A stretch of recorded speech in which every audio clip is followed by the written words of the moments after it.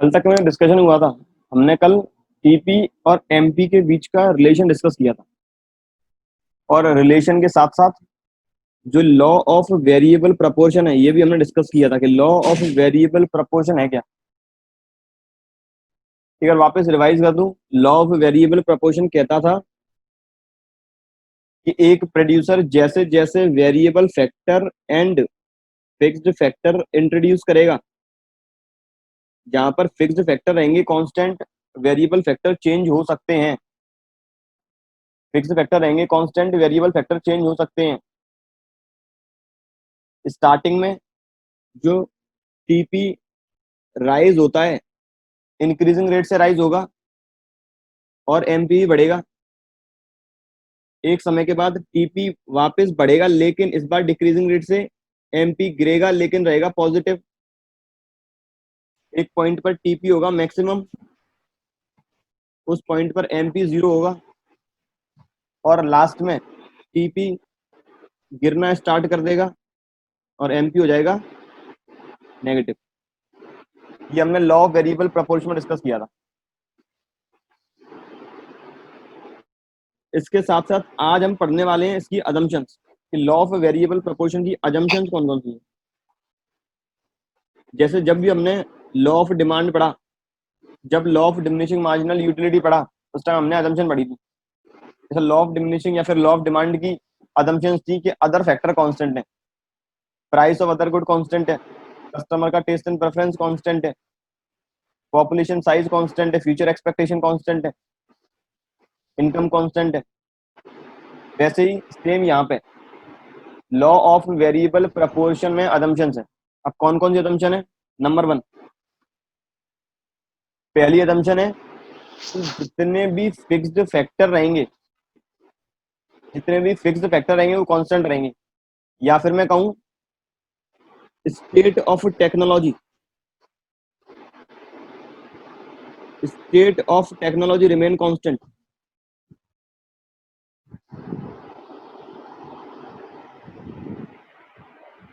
State of technology remain constant, इसका मतलब है जितनी भी मेरे पास मशीन्स हैं वो कांस्टेंट रहेंगी।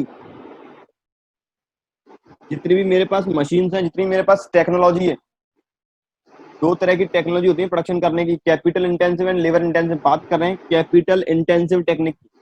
जितने भी हमारे पास टेक्नोलॉजी है, जितनी भी मशीन्स हैं, वो कांस्टेंट है। मेरे पास 5 मशीन है प्रोडक्शन करने के लिए, तो वो 5 की 5 ही रहने वाली है, ना 4 होंगी ना 6 होंगी। दूसरी assumption, ratio of fixed factor and variable factor can be change.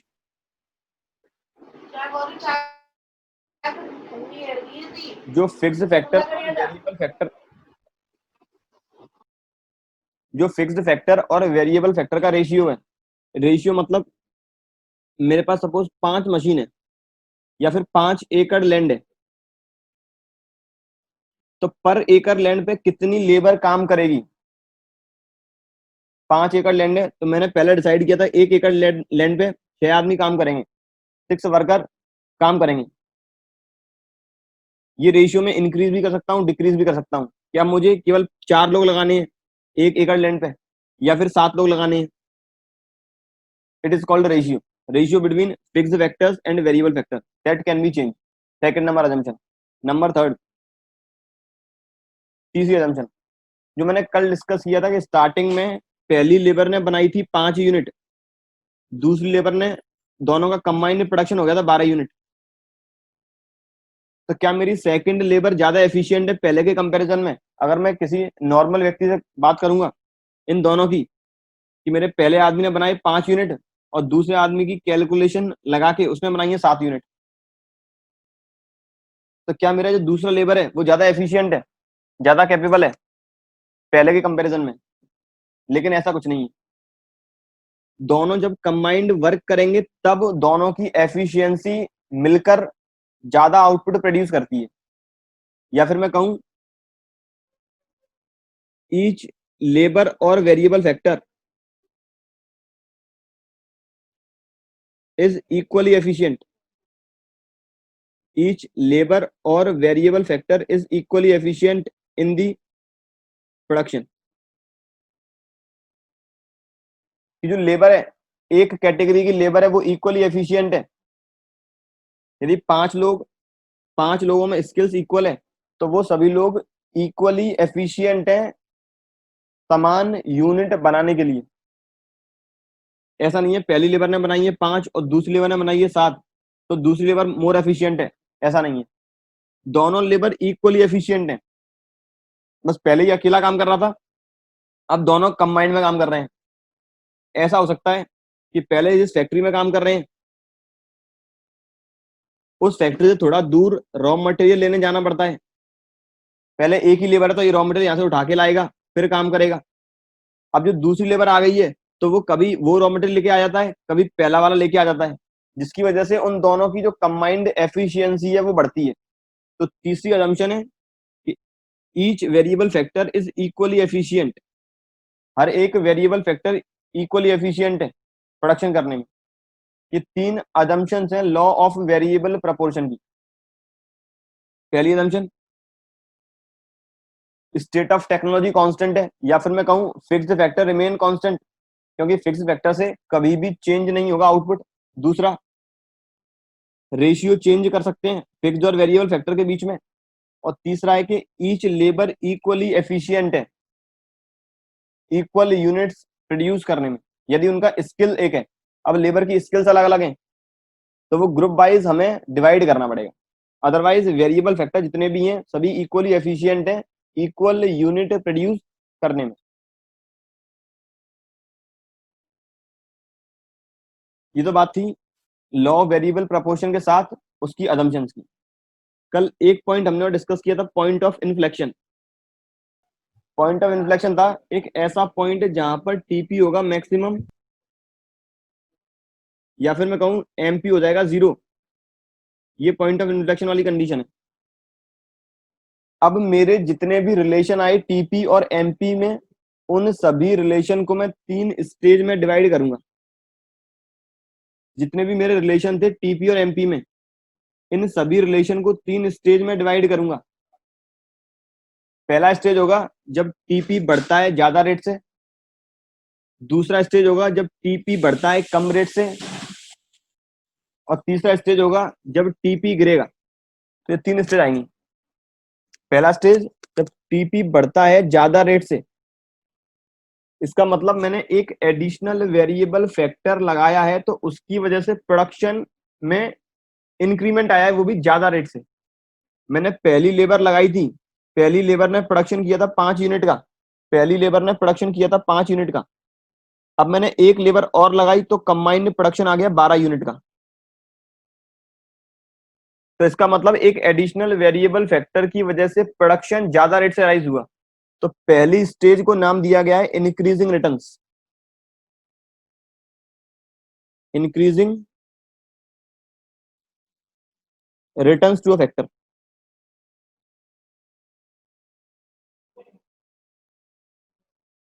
Increasing returns to a factor. Returns to a factor मतलब वेरिएबल फैक्टर से कितनी यूनिट बनी है, और इंक्रीजिंग मतलब बढ़ते हुए क्रम में। दूसरा, decreasing returns to a factor. और तीसरी है negative returns to a factor. पहला इंक्रीजिंग रिटर्न्स, दूसरा डिक्रीजिंग रिटर्न्स और तीसरा नेगेटिव रिटर्न्स। इंक्रीजिंग रिटर्न वाली कंडीशन कौन सी होगी? जहां पर टीपी बढ़ता है ज्यादा रेट से और एमपी भी बढ़ता है। डिक्रीजिंग रिटर्न वाली, टीपी बढ़ेगा लेकिन कम रेट से, एमपी गिरेगा। नेगेटिव वाली, टीपी गिरेगा और एमपी हो जाएगा नेगेटिव। 3 कंडीशन है। अगर मैं वापस ग्राफ बना के इन तीनों को प्लॉट करूं, तीनों कंडीशन,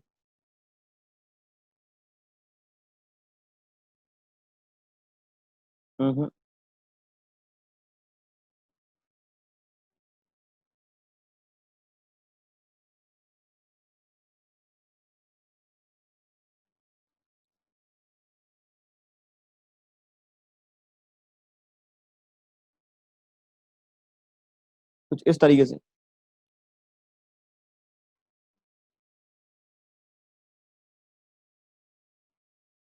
कहाँ तक ले लें इंक्रीज रिटर्न? इस जगह तक।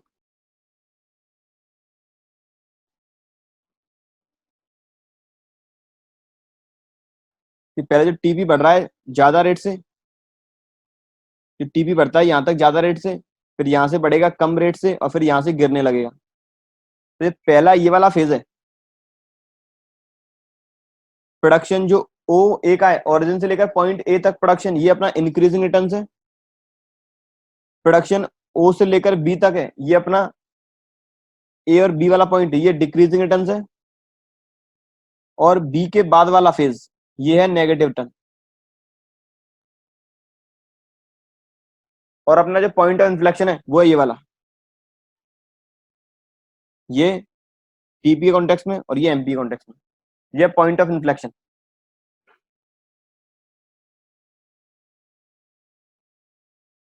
इंक्रीजिंग रिटर्न्स, डिक्रीजिंग रिटर्न्स और नेगेटिव रिटर्न। अब ऐसा होता क्यों है, इसके रीजंस कौन कौन से हैं? कि स्टार्टिंग में टीपी बढ़ रहा है ज्यादा रेट से, फिर टीपी गिरता है, सॉरी फिर टीपी बढ़ता है कम रेट से, और फिर लास्ट में टीपी गिरने लगता है। इसका मतलब रीजंस कौन कौन से? Reasons for law of variable proportion.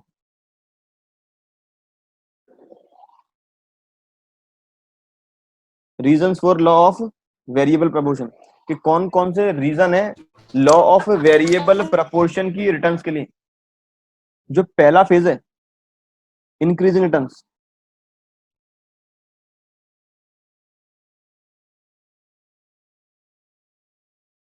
Increasing returns का नंबर सबसे पहला रीजन है डिवीजन ऑफ द लेबर।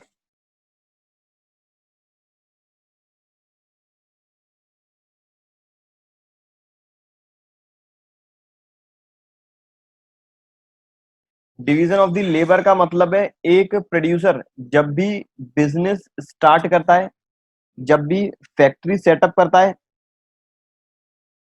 वो लेबर की कैपेबिलिटी से, वो लेबर की कैपेबिलिटी को अच्छी तरह से पहचानता है। उसे पता है कि लेबर किस जगह, किस डिपार्टमेंट में एम्प्लॉय करनी है। उसे पता है लेबर की एफिशिएंसी कितनी है, लेबर की कैपेबिलिटी कितनी है। हिंदी भाषा में बात करूं तो वह जानता है कि लेबर कितने यूनिट प्रोड्यूस करेगी, उसे लेबर की क्षमता का पता है। तो वो उस हिसाब से ही लेबर को डिवाइड करेगी, लेबर को एम्प्लॉय करेगी एक पर्टिकुलर डिपार्टमेंट में, पर्टिकुलर सेगमेंट में। मुझे पता है कि मेरी लेबर जो मैंने आज एम्प्लॉय की है वो मैक्सिमम 5 यूनिट बना सकती है एक दिन में, उसकी हाईएस्ट एफिशिएंसी 5 यूनिट की है।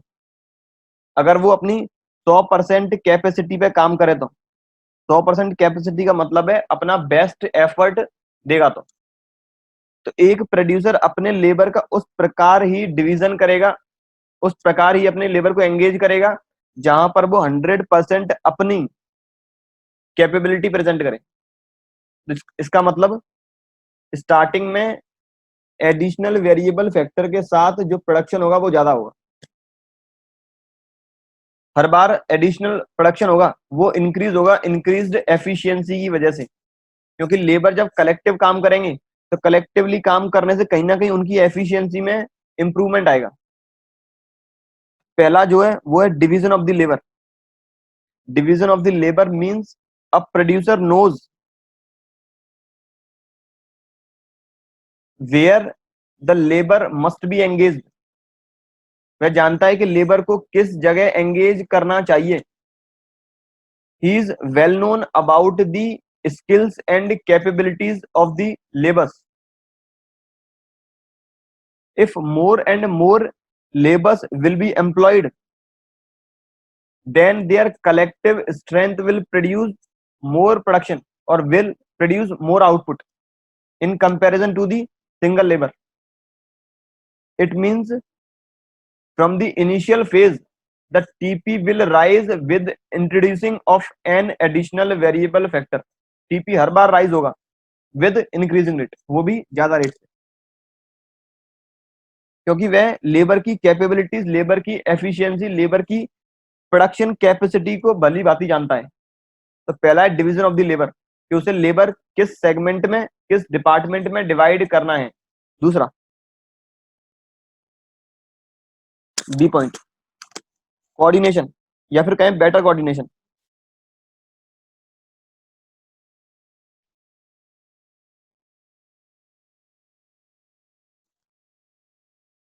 प्रोड्यूसर का लास्ट में प्रोडक्शन गिरता क्यों है? क्योंकि वो लेबर तो एंगेज कर सकता है, लेबर एम्प्लॉय कर सकता है, लेकिन वह मशीन या फिर मैं कहूं कैपिटल इंक्रीज नहीं कर सकता, जिसकी वजह से लास्ट में प्रोडक्शन गिरता है। लेकिन स्टार्टिंग में जब भी प्रोड्यूसर फिक्स्ड फैक्टर इंट्रोड्यूस करता है तो उसे पता है एक मशीन को कितने लोग ऑपरेट करेंगे, वह जानता है एक मशीन कितने घंटे काम करेगी, मुझे इस मशीन पर कितने वर्कर्स एम्प्लॉय करने हैं, कितने लोग लगाने हैं इस मशीन पर, ताकि इस मशीन का मैक्सिमम आउटपुट प्रोड्यूस हो पाए। मतलब बात में वापस कर रहा हूं रेशियो का, फिक्स्ड और वेरिएबल फैक्टर के बीच में रेशियो, कि मुझे एक मशीन पर कितने वर्कर्स एम्प्लॉय करने हैं ताकि प्रोडक्शन मैक्सिमम हो सके। प्रोड्यूसर मशीन की भी कैपेसिटी अच्छी तरीके से जानता है, उसे पता है कि अगर लैंड का एग्जांपल लें तो 1 एकड़ लैंड पे कितने वर्कर एम्प्लॉय करने हैं ताकि आउटपुट मैक्सिमम निकल सके। तो स्टार्टिंग में जितने भी वेरिएबल फैक्टर्स जो कि है लेबर, और जितने भी फिक्स्ड फैक्टर हैं मशीन्स, कैपिटल, लैंड, इन सभी के बीच में कोऑर्डिनेशन बिल्कुल अच्छा है, बिल्कुल प्रॉपर है। कोऑर्डिनेशन अच्छे होने की वजह से जो आउटपुट है, जो प्रोडक्शन है, वो राइज करता है इंक्रीजिंग रेट से। From the initial stage the coordination, or we can say the ratio between fixed and variable factor, that is machine or capital and worker, is better. Producer knows how much worker will be employed on one machine, how much worker will be employed on 1 acre land, so that total product will rise by increasing rate. This is the second reason of increasing returns. पहला reason division of the labour, दूसरा reason better coordination.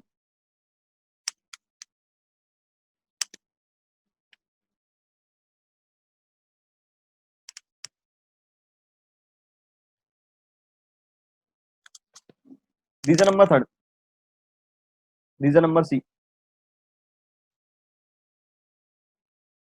जो कि है capacity of the fixed vector.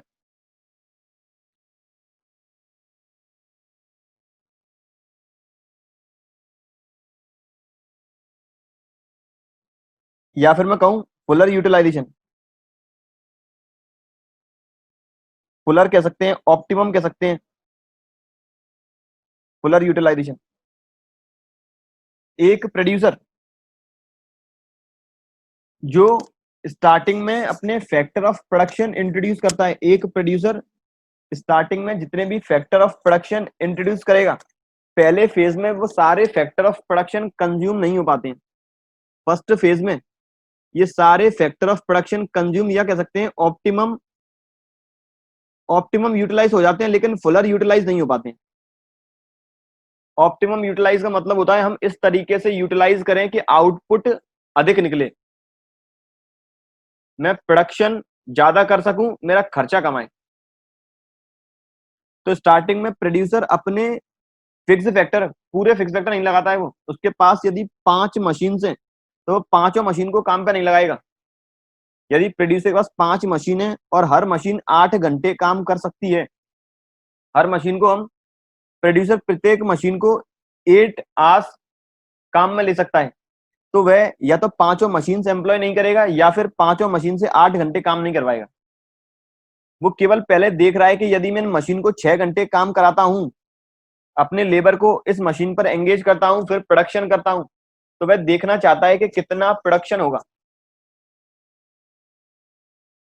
Fixed factor की वो capacity जानना चाहता है कि क्या मैं एक एडिशनल वेरिएबल फैक्टर को इंट्रोड्यूस करने के बाद मेरा प्रोडक्शन राइज होगा तो कितनी रेट से होगा। और स्टार्टिंग में वो जैसे ही वेरिएबल फैक्टर इंट्रोड्यूस करेगा, स्टार्टिंग में टीपी राइज होगा, वो भी इंक्रीजिंग रेट से, लेकिन फिक्स्ड फैक्टर पूरे यूटिलाइज नहीं हुए। क्योंकि फिक्स वेक्टर यदि पूरे यूटिलाइज होंगे वो हम सेकंड फेज में चले जाएंगे कि सेकंड फेज में और ज्यादा फिक्स वेक्टर यूटिलाइज करेंगे तो कहीं ना कहीं जो टोटल प्रोडक्ट है राइज करेगा लेकिन डिक्रीजिंग रेट से, एमपी गिरने लगेगा, एडिशनल वेरिएबल फैक्टर का एडिशनल प्रोडक्शन गिरने लगेगा। Fuller utilization of fix factor means producer doesn't use or doesn't utilize the full efficiency of the fixed vector.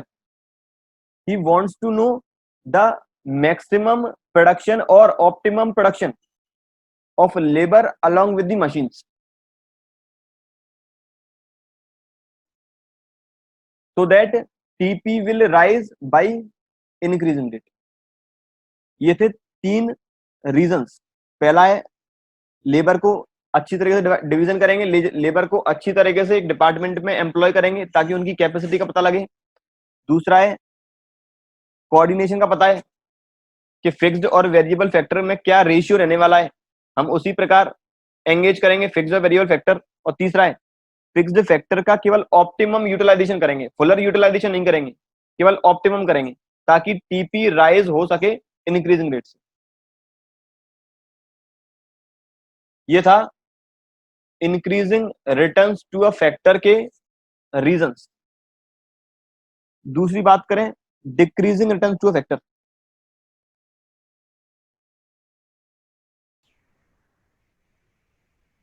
Decreasing returns,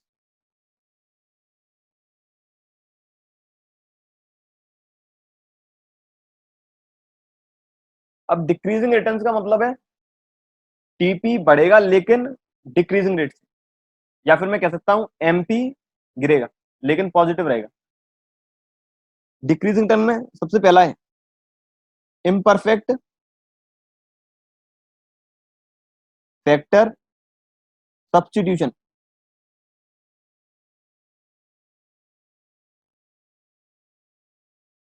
कि जितने भी वेरिएबल फैक्टर हैं, जितने भी वेरिएबल फैक्टर हैं और जितने भी फिक्स्ड फैक्टर हैं ये एक दूसरे के सब्स्टिट्यूट नहीं है। मैं लैंड की जगह लेबर इस्तेमाल नहीं कर सकता और लेबर की जगह लैंड इस्तेमाल नहीं कर सकता। ये एक दूसरे के सब्स्टिट्यूट नहीं है और सब्स्टिट्यूट नहीं होने की वजह से फिक्स्ड फैक्टर रह जाते हैं कांस्टेंट और ज्यादा वेरिएबल फैक्टर हम कर लेते हैं एम्प्लॉय, जिसकी वजह से एमपी गिरने लगता है, एडिशनल प्रोडक्शन गिरने लगता है। मैं यदि 5 लोगों को एम्प्लॉय करता तो इनकी 100% एफिशिएंसी से टीपी राइज होती, लेकिन जैसे ही मैंने एक एम्प्लॉय और एक वर्कर और एंगेज कर लिया तो कहीं ना कहीं इस वर्कर की थोड़ी एफिशिएंसी आई, लेकिन इस वर्कर ने थोड़ा थोड़ा काम पिछले 5 वर्कर से और लिया। इसका मतलब ओवरऑल एफिशिएंसी, कलेक्टिवली एफिशिएंसी गिर गई, जिसकी वजह से नो डाउट टीपी राइज हुआ लेकिन अब हुआ डिक्रीजिंग रेट से, क्योंकि इस लेबर के लिए पूरी 100% एफिशिएंसी पर काम नहीं था। 5 लेबर तो 100% एफिशिएंसी पे काम कर रही थी, हमें रिक्वायर्ड थी 6वीं लेबर की, लेकिन उस समय 100% एफिशिएंसी की रिक्वायरमेंट नहीं थी, केवल थी 50% एफिशिएंसी की रिक्वायरमेंट। हमें केवल थी 50% एफिशिएंसी की। या फिर मैं आसान भाषा में बात करूं, इन 5 लेबर की 100% एफिशिएंसी से बन रही थी 30 यूनिट। इन 5 लेबर की 100% एफिशिएंसी से बन रही थी 30 यूनिट। एवरेज लगाऊं तो एवरेज हर आदमी के आ रहे थे 6 यूनिट। मुझे इस 6वीं लेबर की जरूरत तो थी लेकिन केवल 50% एफिशिएंसी की। अब 50% एफिशिएंसी के हिसाब से तो केवल 3 यूनिट ही प्रोड्यूस होंगी। अब 50% एफिशिएंसी के हिसाब से 3 यूनिट ही प्रोड्यूस होंगी, तो 3 यूनिट और प्रोड्यूस हुई तो कितना प्रोडक्शन हुआ? 33। नो डाउट टीपी राइज हुआ, लेकिन अब राइज हुआ केवल डिक्रीजिंग रेट से। इससे पहले टीपी राइज हो रहा था इंक्रीजिंग रेट से। मैंने पहली लेबर लगाई 5 यूनिट प्रोड्यूस हुई, 2 लेबर लगाई कंबाइंड 12 यूनिट प्रोड्यूस हुई, 3 लेबर लगाई कंबाइंड 21 यूनिट प्रोड्यूस हुई, 4 लेबर लगाई कंबाइंड 30 यूनिट प्रोड्यूस हुई, 5 लेबर लगाई, कंबाइंड कितनी ने 40 यूनिट प्रोड्यूस हुई। 6 लेबर लगाई तो कंबाइंड केवल 45 यूनिट ही प्रोड्यूस हो पाई,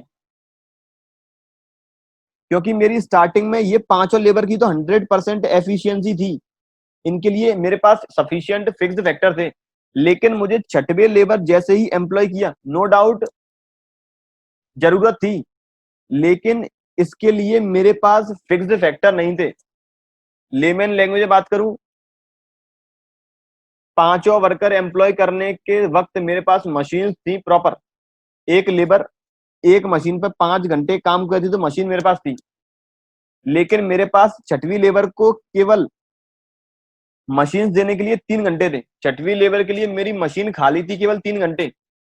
अब यदि 3 घंटे काम करेगा तो कहीं ना कहीं आउटपुट निकल के आएगा कम, और इसकी एफिशिएंसी का इन पांचों की कैपेसिटी पर, इन पांचों की कैपेबिलिटी पर इफेक्ट पड़ता है, इन पांचों के आउटपुट पर इफेक्ट पड़ेगा, जिसकी वजह से टीपी बढ़ा लेकिन डिक्रीजिंग रेट से, टीपी बढ़ा लेकिन डिक्रीजिंग रेट से।